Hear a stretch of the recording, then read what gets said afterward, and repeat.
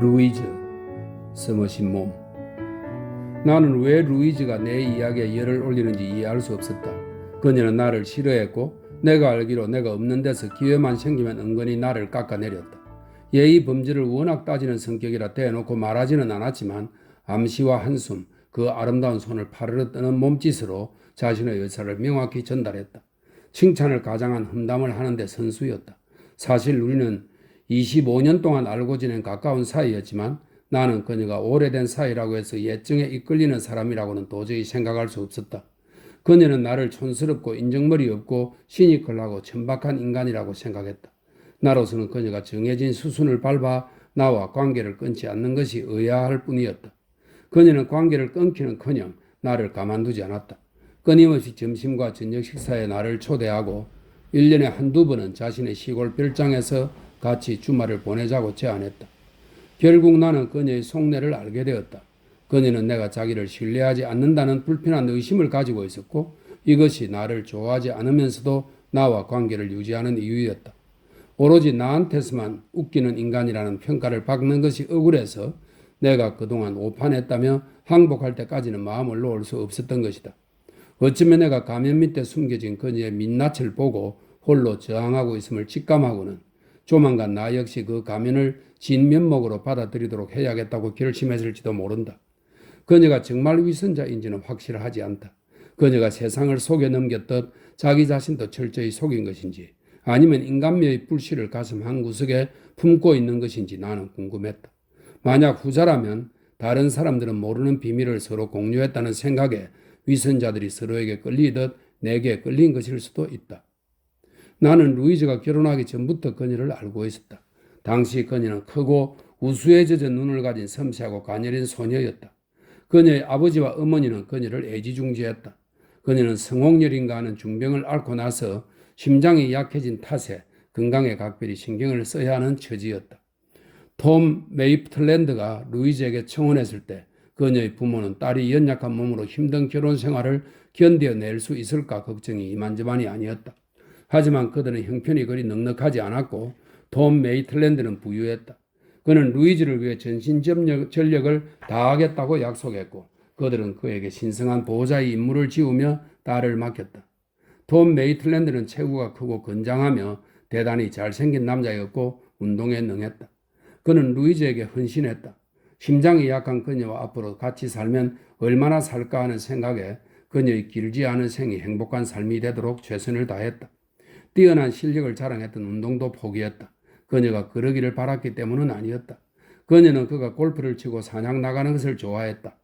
공교롭게도 그가 하루 정도 집을 비우려 할 때마다 그녀가 심장 발작을 일으킨 것뿐이었다. 둘 사이의 의견이 엇갈리면 그녀는 즉시 그에게 순종했다. 그녀는 세상 어떤 남자도 가져본 적 없는 고분고분한 아내였다. 그저 매번 심장이 말썽을 부리는 바람에 아무런 불평도 없이 일주일 동안 애처롭게 몸져 누웠을 뿐이다. 그는 그런 여자를 괴롭히는 인면수심의 남편이 될 수는 없었다. 서로 양보하겠다고 옥신각신한 끝에 그는 아내의 뜻대로 하겠다고 아내를 간신히 설득할 수 있었다. 나는 그녀가 자청에서 따라 나선 여행 중에 13km를 걷더니 걷는 것을 보고 톰 메이틀랜드에게 당신의 아내는 생각보다 튼튼하다고 말한 적이 있다. 그는 고개를 저으면서 한숨을 쉬었다. 아니요. 아내는 극도로 허약합니다. 네로라 하는 심장 전문의들은 죄다 만나 진찰을 받았지만 하나같이 아내의 목숨이 바람 앞의 촛불 같다고 하더군요. 그럼에도 아내는 불굴의 영혼을 가졌어요. 그는 내가 그녀의 체력에 대해 한 말을 그녀에게 전했다. 그 대신 내일 힘들겠죠. 그녀는 내게 앓는 소리를 했다. 죽음의 문턱에 가 있을 거예요. 가끔 난 당신이 원하는 건 얼마든지 할 만큼 건강하다는 생각이 들어요. 나는 중얼거렸다. 그동안 내가 못 기간 바로는 파티가 즐거우면 그녀는 새벽 5시까지 춤을 출 수 있었지만 지겨운 자리에서는 어김없이 건강이 급속히 악화되는 바람에 도움은 그녀를 일찍 집에 데리고 가야만 했다. 유감스럽게도 그녀는 내 대답이 마음에 들지 않았는지 내게 애처로운 미소를 띄었지만 그녀의 크고 푸른 눈에는 즐거운 빛이 없었다. 내가 쓰러져 죽어야 만족하겠군요. 그녀가 대꾸했다. 루이즈의 남편이 먼저 세상을 떴다. 여행 중에 루이즈의 몸을 따뜻하게 감싸주려고 이불이란 이불은 그녀에게 모조리 양보했다가 독감에 걸려 사망한 것이다. 그는 그녀에게 상당한 재산과 딸 하나를 남겼다. 루이즈는 슬픔으로 몸을 가누지 못했다. 그녀가 충격을 이겨내려 애쓰는 모습은 감동을 자아냈다. 그녀의 친구들은 그녀가 가엾은 톰 메이틀랜드를 따라 곧 저 세상으로 갈 것으로 예상하고 고아로 남겨질 아이리스, 그녀의 딸을 아주 가엾게 여겼다. 그들은 루이즈를 곱절로 정성껏 보살폈고 그녀가 손가락 하나 까딱하지 못하게 했다.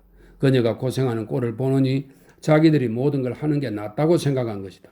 그럴 수밖에 없는 것이 그녀에게 힘든 일이나 불편한 일을 시켰다가는 그녀의 심장이 반란을 일으켜 그녀를 죽음의 문턱으로 끌고 갈 수도 있었다. 그녀의 말마따나 그녀는 돌봐줄 남자 없이는 물가에 내놓은 아이였다. 이렇게 허약한 체력으로 사랑하는 아이리스를 어찌 기를지 모르겠다고 했다. 친구들은 그녀에게 왜 재혼하지 않느냐고 물었다. 마음이 허락하지 않아. 물론 사랑하는 톰은 내가 재혼하기를 바라겠지. 어쩌면 아이리스에게도 그것이 최선일지 모르지만 이렇게 골골거리고 쓸모없는 나 같은 여자를 누가 거들떠나 보겠어? 그런데 참 희한하게도 한 젊은이가 감히 그 책임을 떠맡게 놀아 나섰고 루이즈는 톰이 죽은 지 1년 만에 조지 홉하우스의 청혼을 받아들여 그와 결혼했다. 그는 훌륭하고 강직한 사내였고 형편도 결코 어렵지 않았다. 나는 가녀린 여자를 돌보는 영광을 허락받았다는 이유로 이 남자만큼 진심으로 감사하는 사람을 본 적이 없었다. 난 오래 살지 못할 테니 당신의 힘겨움도 오래 가진 않을 거예요. 그녀가 말했다. 그는 군인이었고 야망도 있었지만 군인의 길을 포기했다. 루이즈는 건강 때문에 겨울에는 몬테카를로에서 여름에는 도빌에서 지내야 했다. 그는 제대하는 문제를 두고 조금 망설였다. 루이즈도 제대하겠다는 그를 만류했다. 하지만 그녀는 늘 순종하는 방식으로 순종했고 그는 아내의 얼마 남지 않은 여생이 행복한 삶이 되도록 준비했다. 이제 얼마 남지 않았어요. 그녀는 말했다. 짐이 되지 않게 노력할게요. 그로부터 2, 3년 동안 그녀는 약한 심장을 무릅쓰고 아름답게 차려입고 신나는 파티란 파티는 죄다 참석했다. 과감하게 또박을 하고 춤을 추고 심지어 키가 크고 날씬한 청년들과 희덕거렸다. 하지만 조지 홉하우스는 루이즈의 첫 남편처럼 원기왕성한 사내가 아니었던 바 루이즈의 두 번째 남편으로서 하루 일과에 나서기 전 각오를 다져야 했고 때로는 독한 술의 힘을 빌려야 했다. 그것이 습관으로 굳어졌다면 루이즈가 질색하는 사태가 벌어졌을지 모르지만 천만다행으로 전쟁이 터졌다. 그는 복무하던 연대에 편입되었다가 석 달 후에 전사했다. 루이즈는 큰 충격을 받았다. 하지만 그녀는 이런 위기 상황에서 사적인 슬픔에 굴복할 수 없다는 판단을 내렸다. 심장 발작이 일어나더라도 아무에게도 알리지 않기로 했다. 그리고 기분 전환 삼아 몬테카를로의 저택을 요양병원으로 바꿨다. 친구들은 그녀에게 과로를 하다가는 살아남지 못할 거라고 말했다. 그렇긴 하지, 그녀는 말했다. 그건 알아. 하지만 그게 중요한가? 나도 힘을 보탤 거야. 그녀는 죽지 않았다. 죽기는커녕 전성기를 구가했다. 그 요양병원은 프랑스에서 가장 유명해졌다. 나는 우연히 파리에서 그녀를 마주쳤다. 그녀는 키가 크고 대단히 잘생긴 프랑스 남자와 리츠칼튼 호텔에서 점심을 먹고 있었다. 병원 일로 출장을 왔는데 장교들이 너무 잘해준다고 했다. 그들은 그녀가 얼마나 연약한지 알고 그녀에게 아무것도 시키지 않았다. 그녀의 남편인 양 그녀를 극진히 돌보았다. 그녀는 한숨을 내쉬었다. 가엾은 조지, 내가 이런 심장을 가지고 그이보다 더 오래 살 줄 누가 상상이나 했겠어요? 가엾은 톰은 왜 뺍니까? 내가 말했다. 그때 그녀가 왜 내 말을 싫어했는지는 지금도 모르겠다. 그녀는 그 애처로운 미소를 내게 지었고 아름다운 눈에는 눈물이 그렁그렁했다. 당신은 앞으로 살 날이 몇 년 남지 않은 내게 늘 그것도 아깝다는 투로 말하는군요. 그건 그렇고 당신의 심장은 훨씬 튼튼해진 것 같은데 아닌가요? 낫긴 틀렸어요. 오늘 아침 전문의를 만났는데 최악의 상황에 대비하라고 했어요. 그 대비라는 걸 한 20년은 되지 않았어요? 전쟁이 끝났을 때 루이즈는 런던에 정착했다. 이제는 40을 훨씬 넘긴 나이였지만 마르고 연약한 건 여전했다. 큰 눈과 창백한 뺨도 그대로였고 기껏해야 25살 정도로 보였다. 그동안 학교에 다니던 아이리스가 장성해 함께 살기 위해 루이즈에게 왔다. 그 애가 날 돌볼 거예요. 루이즈가 말했다. 당연히 나처럼 아무짝에 쓸모없는 인간과 같이 살려면 힘들겠죠? 하지만 내가 살면 얼마나 더 살겠어요. 그 애도 크게 신경 쓰진 않을 거예요. 아이리스는 착한 아가씨였다. 그녀는 모친의 건강이 위태롭다는 것을 기정사실로 알고 성장했다. 어릴 때는 시끄럽게 소란 한번 피우지 못했고 무슨 일이 있어도 어머니의 심기를 불편하게 해서는 안 된다는 걸 늘 의식하고 살았다. 루이즈는 딸에게 성가신 늙은 여자 때문에 희생하지 말라고 말했지만 딸은 들으려 하지 않았다. 희생한다는 생각은 들지 않는다. 가엾은 어머니를 위해 할 수 있는 일을 하니 행복하다고 말했다. 그녀의 어머니는 한숨을 쉬면서 딸에게 그것을 허락했다. 딸아이는 자기가 도움이 된다는 걸 기쁘게 생각해요. 그녀가 말했다. 따님이 세상으로 나가 더 많은 경험을 해야 한다고는 생각하지 않아요? 내가 물었다.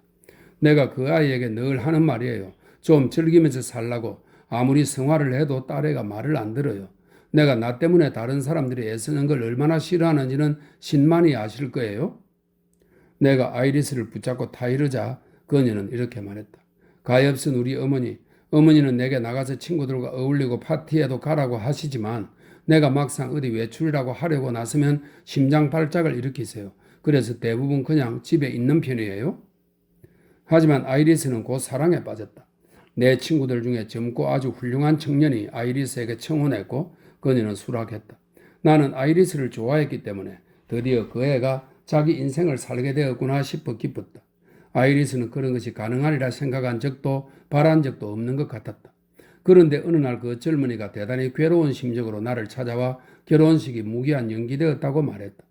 아이리스가 자기 어머니를 버리고 갈 수 없다고 한 것이다.